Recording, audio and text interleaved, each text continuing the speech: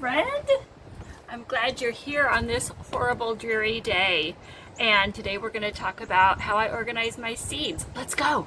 Since the weather is awful, I thought today would be a good day to talk about something that we can do indoors. Seed saving has become a really important thing, especially recently with everybody taking up gardening or starting to garden again. Maybe some of us had gardens before and now we've realized, we want to keep doing that. I know that COVID has caused a lot of people to start gardening when they weren't gardening before and look for more self-sufficiency. For years, I just kept my seeds in a shoebox, a Rubbermaid shoebox, and that worked pretty well until I had more things I wanted to grow and things got a little messy. So I wanted to talk to you about how I have progressed into organizing it, and I think I found a pretty good system. I hope it'll help you. The first thing I want to show you is this handy dandy box that I bought. So it's made for storing pictures or photos is what the description on Amazon said, and this is what it looks like. There we go. So it pops open like this, and each of the little containers is marked. Here's all of my okra. There's, I don't know, 3 different kinds in there, and of course the tomatoes. And I've kind of outgrown this a little bit, like the one with the flowers in it is pretty full. And so this is what I've got. So here are my brassicas, and the seeds are just sitting in there like that. But let me back up and explain what I did before I did this. One of the important parts for me in organizing my seeds was getting a good idea about what I had.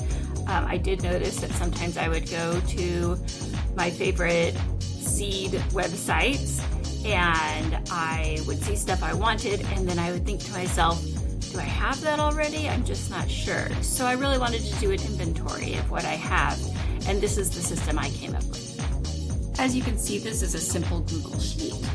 I put in first what type of seed it is, the category it's in. Then I put the type of seed. I put the name of that specific strain, the year that it's meant to be used for, and where I got it. We go up here and I sort by, I alphabetize it, and now all of my seeds are together in alphabetical order. And if I decide that I see something in a seed catalog that I desperately need, I can always check back here and see. And it'll also tell me, oh, well, if it was packaged for, like, this one was 2018, well, maybe I should buy some more of that 4 Seasons lettuce. Some of these are kind of old, 2017. Keep track of how old my seeds are. When I go into my seed stash and say I open the little clamshell that has lettuce in it, I want to make sure that I'm pulling out the oldest lettuce seeds.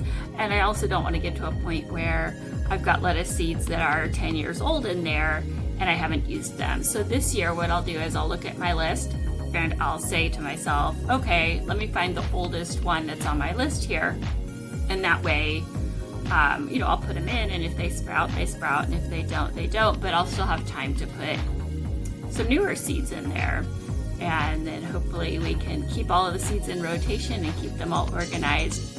I hope that info helps you, and if you have a great idea about how to organize seeds, please drop it in the comments over there. Of course, I need you to like and subscribe, and we have lots of videos coming up about this cool sweater that I'm making in the background for my daughter Jody.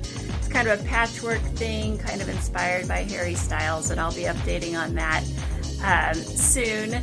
And mostly we talk about homesteading stuff with the rabbits in the rabbit colony. And so if you have any information about that or you're interested in that, let me know too. I've got some ideas, but I'm always interested in learning as well. Thanks, guys.